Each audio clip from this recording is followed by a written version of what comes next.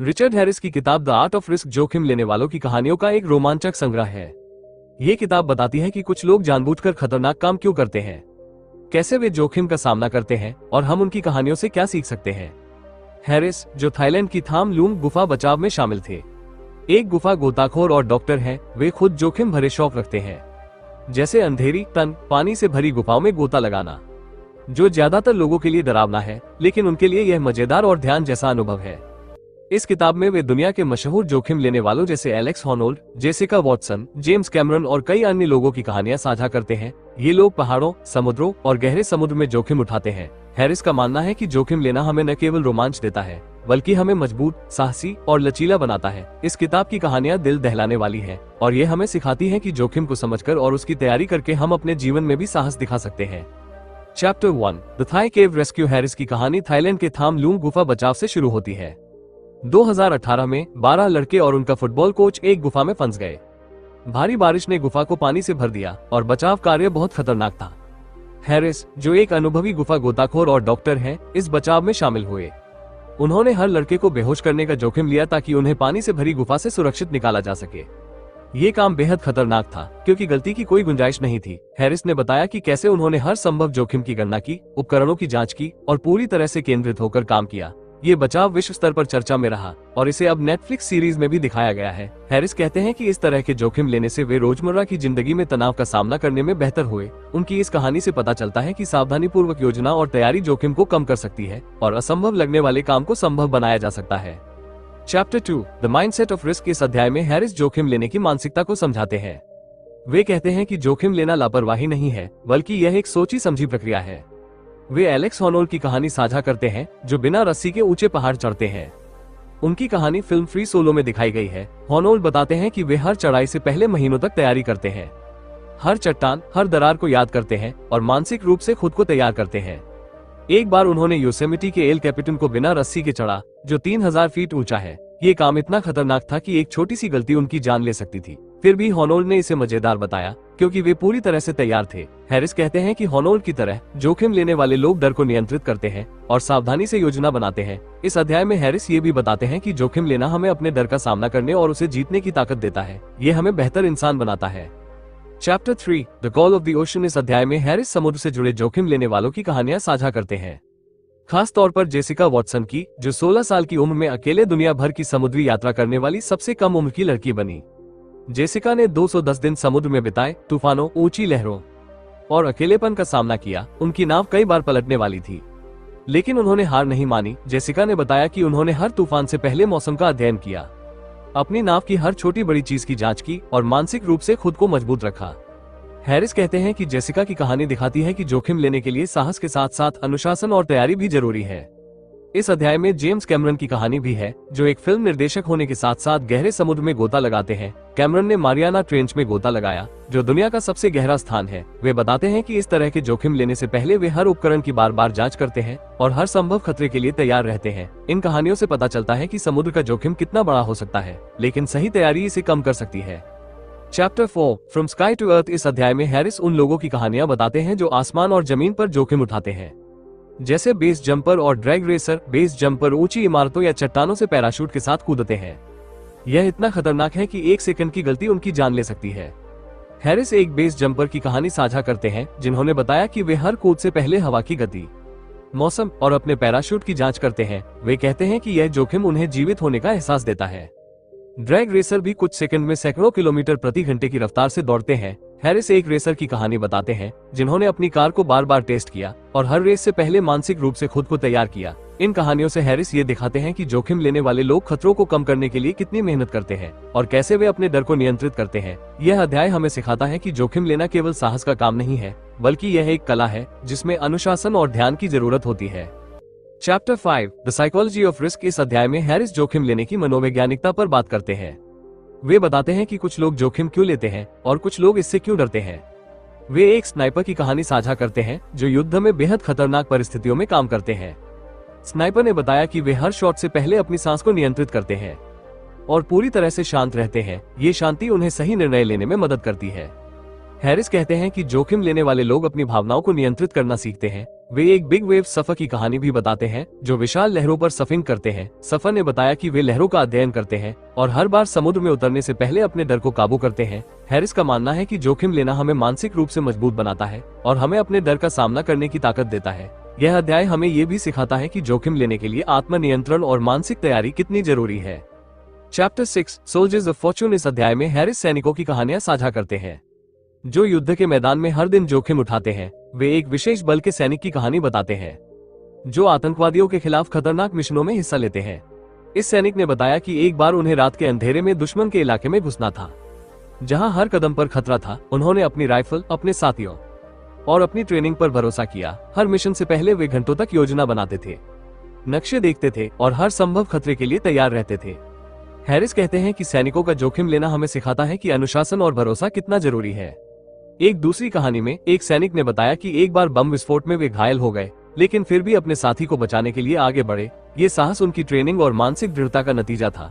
Harris इस अध्याय में ये दिखाते हैं कि सैनिक जोखिम को सिर्फ ड्यूटी नहीं मानते बल्कि यह उनके लिए सम्मान और उद्देश्य की बात है। उनकी कहानियां हमें सिखाती हैं कि जोखिम लेने के लिए न केवल साहस बल्कि दूसरों के लिए बलिदान की भावना भी चाहिए।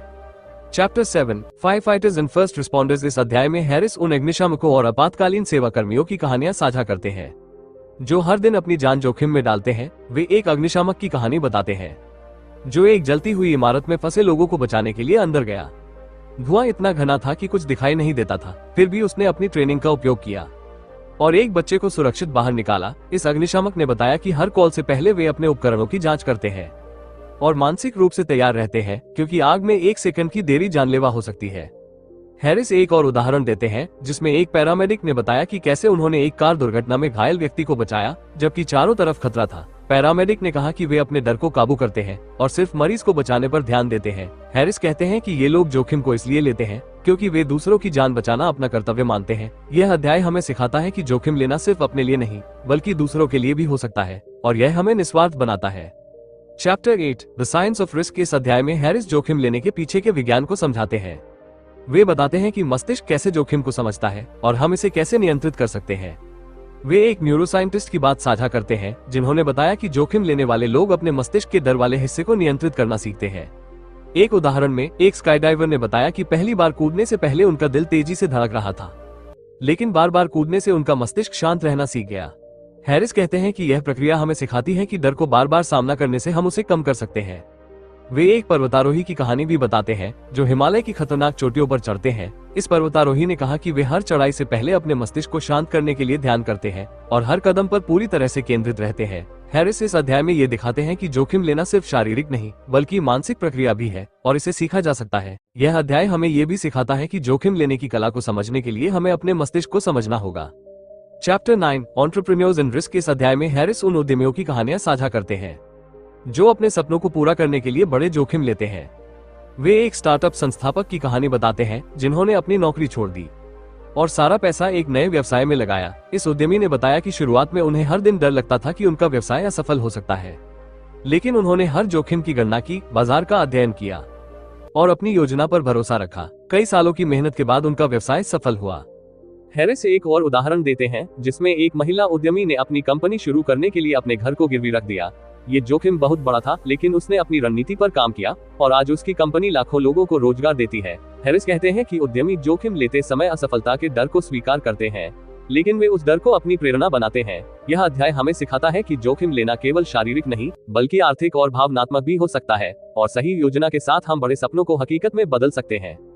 Chapter 10 the age of exploration. इस अध्याय में हैरिस उन खोजकर्ताओं की कहानियां साझा करते हैं जो अज्ञात क्षेत्रों में जोखिम उठाते हैं। वे एक अंतरिक्ष यात्री की कहानी बताते हैं जो अंतरिक्ष में मिशन पर गए। अंतरिक्ष यात्री ने बताया कि रॉकेट में बैठने से पहले उन्हें पता था कि एक छोटी सी गलती उनकी जान ले सकती है, फिर भी उन्होंने अपनी ट्रेनिंग पर भरोसा किया और हर उपकरण की जांच की। हैरिस कहते हैं कि अंतरिक्ष यात्रा जोखिम का सबसे बड़ा उदाहरण है क्योंकि वहां कोई दूसरा मौका नहीं होता। वे एक ध्रुवीय खोजकर्ता की कहानी भी साझा करते हैं जो अंटार्कटिका की बर्फीली जमीन पर अकेले यात्रा करता है। इस खोजकर्ता ने बताया कि वे हर दिन बर्फीले तूफानों और ठंड का सामना करते हैं लेकिन उनकी तैयारी और मानसिक दृढ़ता उन्हें आगे बढ़ने की ताकत देती है। हैरिस इस अध्याय में ये दिखाते हैं कि खोजकर्ता जोखिम इसलिए लेते हैं क्योंकि वे अज्ञात को जानना चाहते हैं और यह जोखिम मानवता को नई खोजों की ओर ले जाता है। यह अध्याय हमें सिखाता है कि जोखिम लेना हमें न केवल मजबूत बनाता है बल्कि दुनिया को बेहतर बनाने में भी मदद करता है। Chapter 11 the personal risk taker. इस अध्याय में हैरिस अपनी निजी कहानियों को साझा करते हैं। खास तौर पर गुफा गोताखोरी के अपने अनुभव। वे बताते हैं कि कैसे वे अंधेरी तन पानी से भरी गुफाओं में गोता लगाते हैं। एक बार वे एक गुफा में फंस गए थे जहां पानी का बहाव इतना तेज था कि बाहर निकलना लगभग असंभव था, लेकिन उन्होंने अपनी ट्रेनिंग और शांत मन का उपयोग किया, हर सांस को नियंत्रित किया और धीरे धीरे बाहर निकले। हैरिस कहते हैं कि यह अनुभव उनके लिए डरावना था, लेकिन इसने उन्हें मानसिक रूप से मजबूत बनाया। वे एक और कहानी साझा करते हैं जिसमें वे एक गहरे समुद्र में गोता लगाने गए।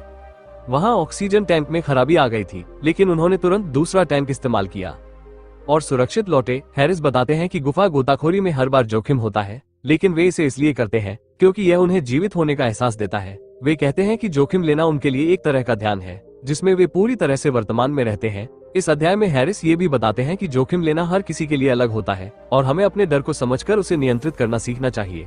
यह अध्याय हमें सिखाता है कि जोखिम लेना व्यक्तिगत हो सकता है और यह हमें अपनी सीमाओं को जानने में मदद करता है।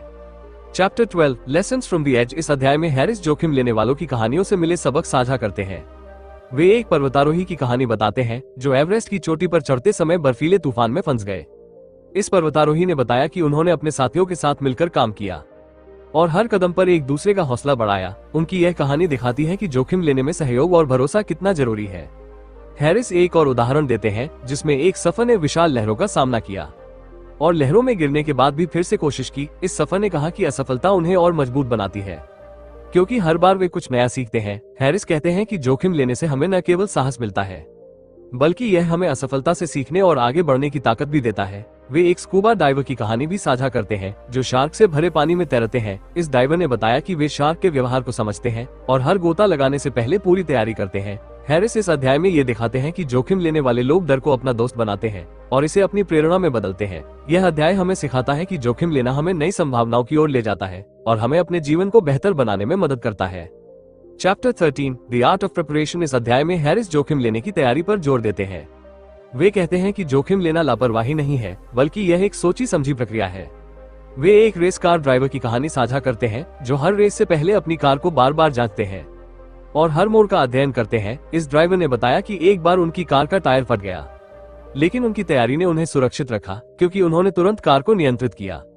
हैरिस एक और उदाहरण देते हैं जिसमें एक पायलट ने बताया कि कैसे वे हर उड़ान से पहले मौसम, विमान और रास्ते की पूरी जांच करते हैं। एक बार उनके विमान का इंजन हवा में रुक गया था, लेकिन उनकी ट्रेनिंग ने उन्हें शांत रखा और वे सुरक्षित उतर गए। हैरिस कहते हैं कि जोखिम लेने वाले लोग अपनी तैयारी पर भरोसा करते हैं और यही उनकी ताकत होती है। वे थाई गुफा बचाव की अपनी कहानी को फिर से याद करते हैं और बताते हैं कि कैसे उन्होंने हर उपकरण, हर रास्ते और हर संभव खतरे की जांच की थी। यह अध्याय हमें सिखाता है कि जोखिम लेने से पहले सही तैयारी करना कितना जरूरी है और यह हमें आत्मविश्वास देता है।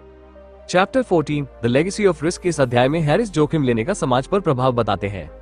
वे कहते हैं कि जोखिम लेने वाले लोग न केवल अपने लिए बल्कि पूरी दुनिया के लिए प्रेरणा बनते हैं। वे एक वैज्ञानिक की कहानी साझा करते हैं जो खतरनाक वायरस पर शोध करते हैं। इस वैज्ञानिक ने बताया कि वे हर दिन जानलेवा वायरस के साथ काम करते हैं, लेकिन उनकी सावधानी और ट्रेनिंग उन्हें सुरक्षित रखती है। उनकी खोज ने लाखों लोगों की जान बचाई। हैरिस एक और उदाहरण देते हैं जिसमें एक सामाजिक कार्यकर्ता ने बताया कि कैसे उन्होंने एक खतरनाक क्षेत्र में जाकर लोगों की मदद की। इस कार्यकर्ता को कई बार धमकियां मिली, लेकिन उन्होंने हार नहीं मानी और उनके काम ने हजारों लोगों की जिंदगी बदली। हैरिस कहते हैं कि जोखिम लेने वाले लोग इतिहास बनाते हैं और उनकी कहानियां हमें प्रेरित करती हैं। वे थाई गुफा बचाव को फिर से याद करते हैं और बताते हैं कि कैसे इस बचाव ने पूरी दुनिया को एकजुट किया। यह अध्याय हमें सिखाता है कि जोखिम लेना केवल व्यक्तिगत नहीं बल्कि सामूहिक बदलाव भी ला सकता है और यह हमें दूसरों के लिए कुछ करने की प्रेरणा देता है। तो दोस्तों, द आर्ट ऑफ रिस्क में रिचर्ड हैरिस जोखिम लेने वालों की प्रेरक कहानियां साझा करते हैं, जैसे थाई गुफा बचाव जहां उन्होंने बच्चों को बचाया, एलेक्स हॉनोल्ड जो बिना रस्सी पहाड़ चढ़ते हैं, जेसिका वॉटसन जिन्होंने अकेले समुद्र पार किया, और जेम्स कैमरन जो गहरे समुद्र में गोता लगाते हैं। किताब बताती है कि जोखिम लेना साहस, तैयारी और अनुशासन की कला है। सैनिक, अग्निशामक, उद्यमी और खोजकर्ता अपनी कहानियों से सिखाते हैं कि डर को नियंत्रित कर सपनों को हकीकत बनाया जा सकता है। हैरिस कहते हैं, जोखिम हमें मजबूत बनाता है और जीवन को जीवंत करता है। ये किताब हमें प्रेरित करती है कि छोटे छोटे जोखिम लेकर हम बेहतर इंसान बन सकते हैं। तो दोस्तों, अगर आपको ये सारा